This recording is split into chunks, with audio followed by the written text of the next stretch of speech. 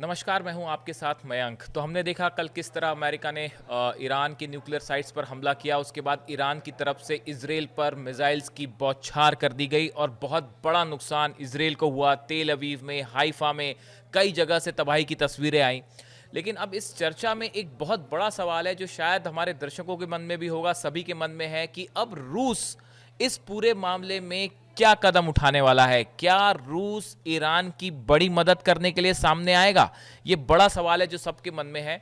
देखिए, हम आपको एक बड़ा डेवलपमेंट बताते हैं। रूस की तरफ से एक बहुत अहम बयान आया है और ये बयान है रूस के पूर्व राष्ट्रपति हैं और रूसी सुरक्षा परिषद के उपाध्यक्ष हैं दिमित्री मेदवेदेव।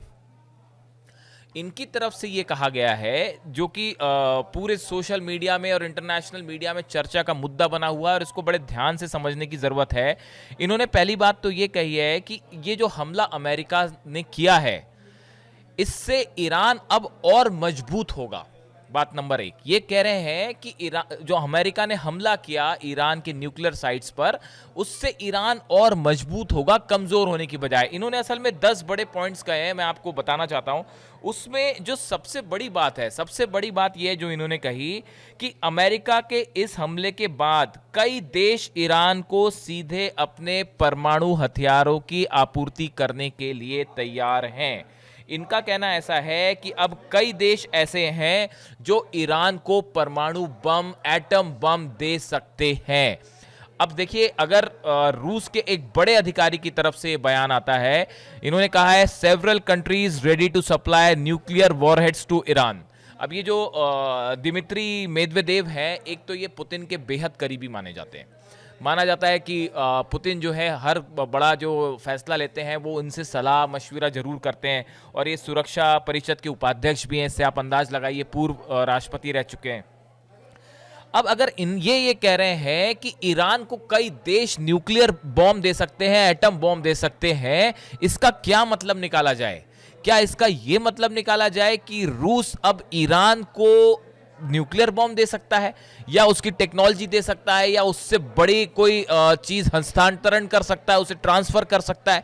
ये एक ऐसा सवाल है जिसका जो अब सोशल मीडिया में चर्चा का मुद्दा बन गया है। आगे बढ़ते हैं, इन्होंने और क्या बात कही। दूसरी बात, इनका कहना ऐसा है कि जो हमला हुआ है अमेरिका का, इससे ईरान का जो न्यूक्लियर इंफ्रास्ट्रक्चर है उसको नुकसान हुआ है, लेकिन बहुत बड़ा नुकसान नहीं हुआ। यही बात कल ईरान ने भी कही थी, जो इन्होंने कही है। दो बात। तीसरी बात, इनका यह कहना है कि अमेरिका के ये हमले से ईरान अपना न्यूक्लियर एनरिचमेंट का प्रोग्राम बिल्कुल नहीं रोकेगा, बल्कि वो पहले के मुकाबले अब और तेजी से आगे बढ़ सकता है। ये तीसरी बात जो है वो दिमित्री मेदवेदेव ने कही है, या आप कह सकते हैं कि रूस की तरफ से कही है। देखिए, चौथी बात इन्होंने कही है कि जिस तरह से अमेरिका के हमले हुए या इजराइल ने ईरान पर हमले किए, उसके बाद जो ईरान की तरफ से पलटवार हो रहा है, उससे पूरे इजराइल में खौफ है।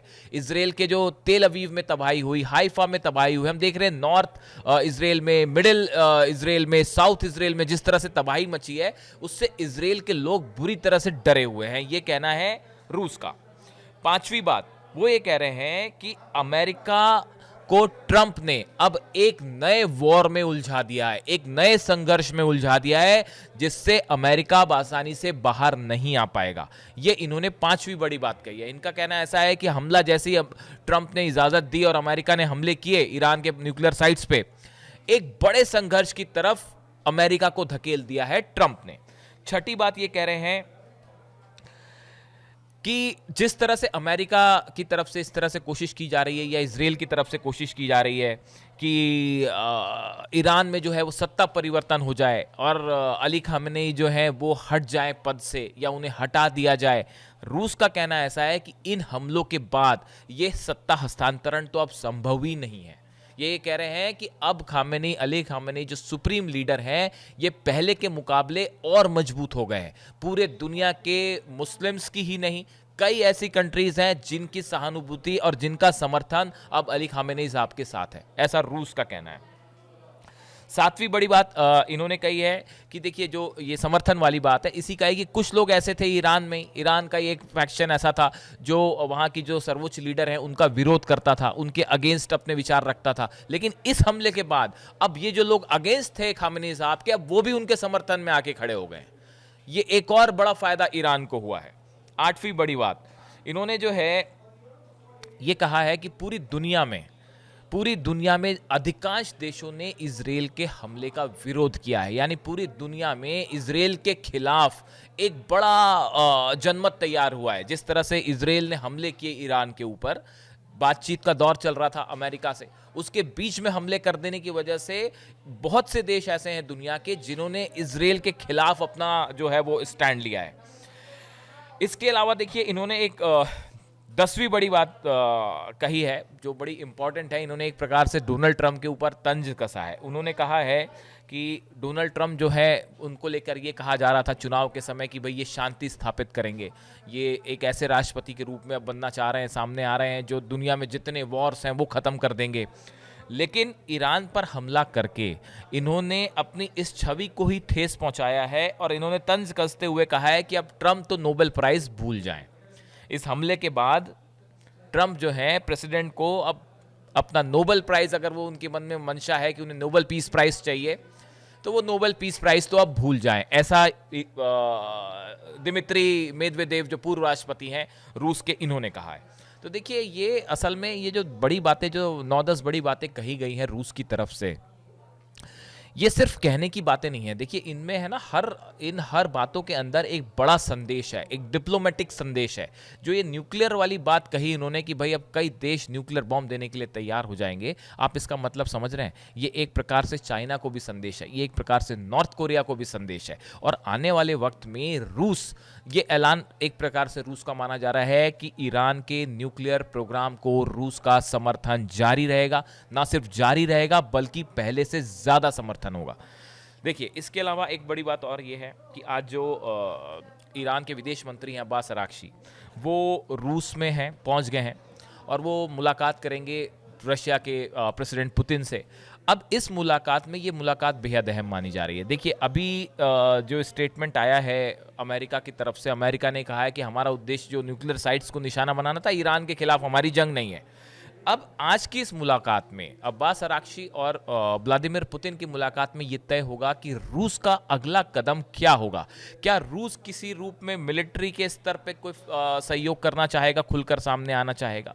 क्या वो टेक्नोलॉजी ट्रांसफ़र या मिसाइल हथियारों के ट्रांसफ़र के लेवल पे कोई मदद करना चाहेगा?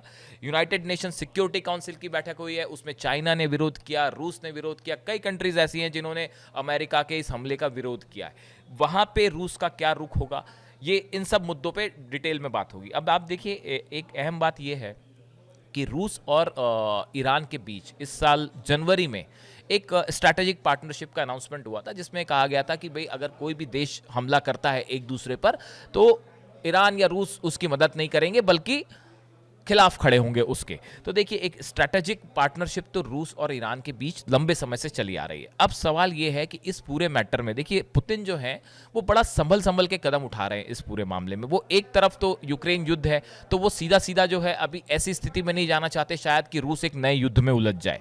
बात नंबर 1। बात नंबर 2, देखिए पुतिन की तरफ से कई बार ऐसा होता है कि जब आप वॉर पे होते हैं या कोई हमले होते हैं, ऐसे समय में अगर आप जल्दबाजी में कोई कदम उठा ले तो उससे आपको नुकसान भी हो सकता है। आप देखिए ईरान की तरफ से भी जो रिटेलिएशन है वो एकदम फौरी तौर पे अभी नहीं हुआ है। अभी तक अमेरिका के किसी बेस पे ईरान ने हमला नहीं किया। इसका मतलब ये नहीं कि ईरान हमला नहीं करेगा।